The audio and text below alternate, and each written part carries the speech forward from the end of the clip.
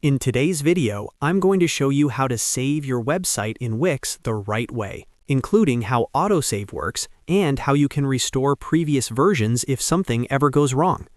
This is especially helpful if you're new to Wix, or if you're making big design changes and want peace of mind knowing your work is safe.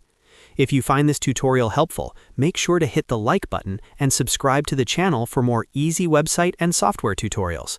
Alright, let's jump right in. First, open your browser and go to Wix Studio. Log in using the Wix account connected to your website. Once your site loads in the Wix Studio editor, you'll notice something important right away. At the top of the editor, you'll see that autosave is turned on by default. This means Wix automatically saves your changes as you work, so you don't need to manually click a save button every few minutes. Anytime you move an element, change text, or update a design, Wix is already saving that progress in the background. Even though autosave is on, a lot of people still worry about losing their work, especially if they make a mistake or want to undo major changes. That's where Wix's version history feature comes in. To access this, leave the editor and go to wix.com, then open your site dashboard. From the dashboard menu, click on Settings. Inside the Settings area, look for Website Settings and click on it.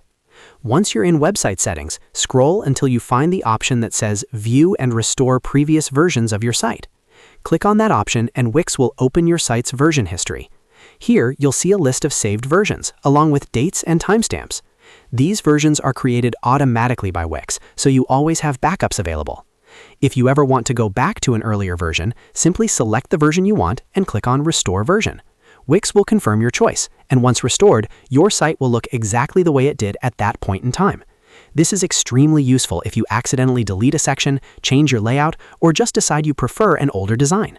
So to summarize, Wix automatically saves your website using autosave while you're editing, and you can always restore older versions through the website settings if needed.